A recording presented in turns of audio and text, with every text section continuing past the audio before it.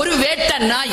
Ranger நாய சுத்த விடுறாரு. ரவுண்ட்ஸ்க்கு போயிட்டு வேட்டை நாய் பார்த்துக்கிட்டே இருக்கும்போது ஒரு சிறுத்தை வேட்டை நாய பாத்துருச்சுங்க. சிறுத்தை, நான் வேட்டை நாய் சும்மாவா, உயிருக்கு போராடுதுல, பயந்து அதுவும் ஓடுது. ஒரு கதவு திறந்து இருந்துச்சுங்க, வேகமா அந்த ரூம்குள்ள போயிடுச்சு. ஃபோர்ஸ்ல என்ன ஆச்சு, அந்த கதவு மூடிடுச்சுங்க. ரெஸ்கியூ டீம் ஒரு கேமரா போட்டுச்சுங்க. இந்த கேமரா போட்ட உடனே கேமரா காட்டுது நாய் உயிரோட இருக்குது.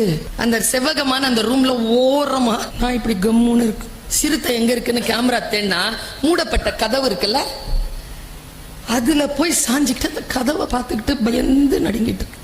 இந்த சிறுத்தை இருக்குல்ல, அது பசியோட தான் இந்த நாயை வேட்டையாட தொடங்குச்சு. இறை கையில் அகப்பட்ட அந்த வினாடியில் எப்பொழுது தன் சுதந்திரம் பறிபோய் விட்டது என்று அந்த சிறுத்தை புரிந்து கொண்டதோ, அதற்கு பசி ஒரு பொருட்டாகவே இல்லை. அது சுதந்திரத்தை நோக்கி காத்திருக்கிறது. அதற்கு நாய் வேண்டுமா, சுதந்திரம் வேண்டுமா என்றால், எனக்கு சுதந்திரம் தான் வேண்டும், நான் பசியோடு இருந்தாலும் பரவாயில்லை என்று சிறுத்தை சொல்கிறது. பூட்டிய இருப்பு கூட்டின் கதவு திறக்கப்பட்டது. சிறுத்தையை வெளியில் வா.